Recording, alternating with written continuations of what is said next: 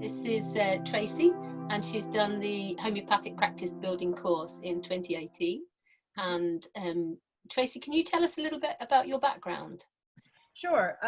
So I trained as a homeopath and with the CHE, Center for Homeopathic Education, and completed in 2011. From then on, I've been working as a homeopath full-time at one point for Public Health England in Westminster, and then my kind of project kind of petered out because of lack of funding.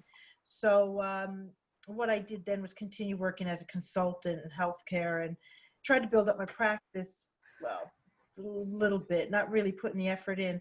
So what I decided was this year, I seen all the progress that Alan was making, and then Sally as well, because I didn't really know you then, Sally. Mm-hmm. And I was quite impressed with it. So I thought, oh gosh, like, why am I not doing this? And I decided to join the course because what I wanted to do was build up my clientele, but do it more online, have it more like an online facing system. Splendid. So what were the problems that did you have problems? Had you been trying to go alone and build it and it wasn't working, or did you just decide, now I'll do a course and then I'm fairly sure that I'll get where I'm looking to go? Yeah, what was the process? No, I didn't really try. I can't say I really tried, but I thought, I'm not going to waste my time just trying when I can use a system that to other people and other people using that is actually effective. Yeah. My time is precious, so I thought that this would be the best way to do it. So I contacted you guys. Sensible. I recommend it for everybody. There's a post on the Homeopathic Practice Building website that actually gives a monetary analysis of going it alone and not going it alone. And when I was writing that post, I actually have since I wrote that post, I convinced myself so thoroughly by the numbers that I saw that I've since started paying for courses. And I was always very independent before. I was like, no, I'm not paying for that. I can learn to do that myself. And with a very independent. But I think your decision makes a lot of sense to me nowadays. It wasn't the way I would tend to go. Once upon a time, I tended to sort of do it myself. But I think you're right, because you just kind of you want to get there faster, and we've done all the preliminary work for you, and we can give it to you. So what has the outcome of the course been for you? Did you find it difficult to do, or you found it quite simple? No, I mean, I didn't find it difficult. I found it it's what I expected. I expected it to be giving me those building blocks of your guys' experience in regards to building it online. I mean, I know how to run a business anyway, and I know how to build a practice in regards to my consultation and how I direct that.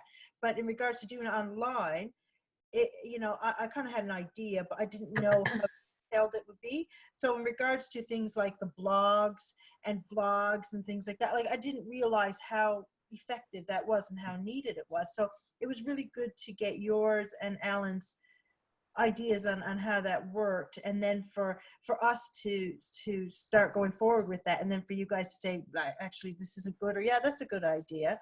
Because what it does is it cuts out that big trial and error that you two experienced, and it made it easier for anybody on the course to have that kind of background and go, yeah, okay, it's easier to do it this way, actually. Because if you're doing trial and error, like Alan said, it takes years.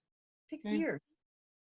Yeah, you could be there for a long time. So what have the outcomes been for your practice? You've built a practice in that time, in the time during the course happened.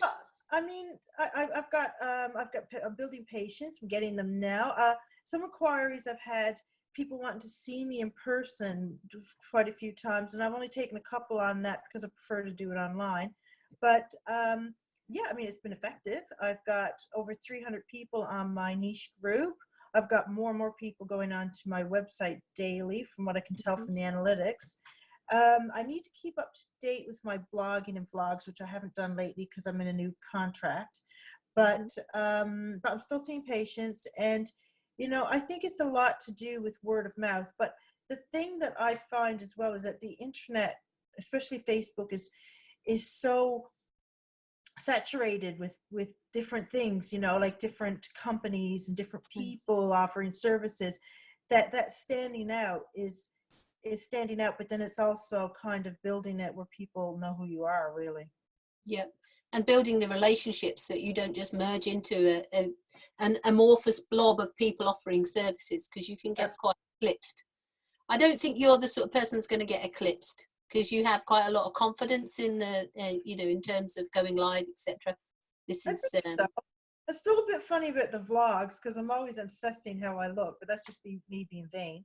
But but I think with the blogs, I'm definitely better at it, and I treat that more as almost like a point of action, like you said, a call to action and a conversation.